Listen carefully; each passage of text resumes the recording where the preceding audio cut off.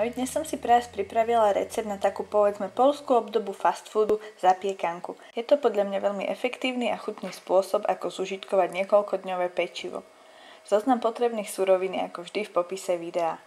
Začnem tak, že si na olivovom oleji osmažím šalotku, potom k nej pridám nadrobno nakrájené šampinóny, zmes osolím, okorením a pridám trochu červenej papriky.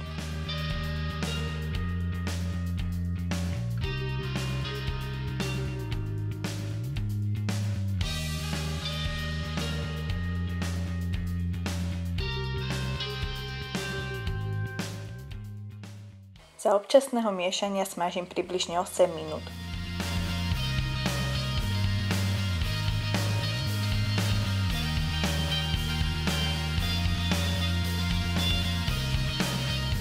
Medzitým si rozrežem bagetu, z ktorej vyberiem stred, tak ju potriem kečupom, pridám zo pár paradajok, hubovú zmes a navrch položím tvrdý syr.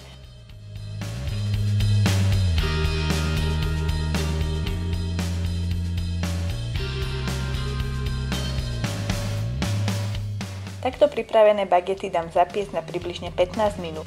Po upečení stačí vrch posypať čerstvou nakrájanou pažitkou a môžete podávať. Takto pripravené niekoľkodňové pečivo bude vo vnútri jemné a na povrchu chrumkavé. Ak sa vám video páčilo, môžete ho označiť lajkom a ak si takéto zapečené bagety pripravujete, kľudne mi dajte vedieť, čím ich plníte. No a to je na dnes odo mňa všetko a my sa vidíme pri ďalšom videu.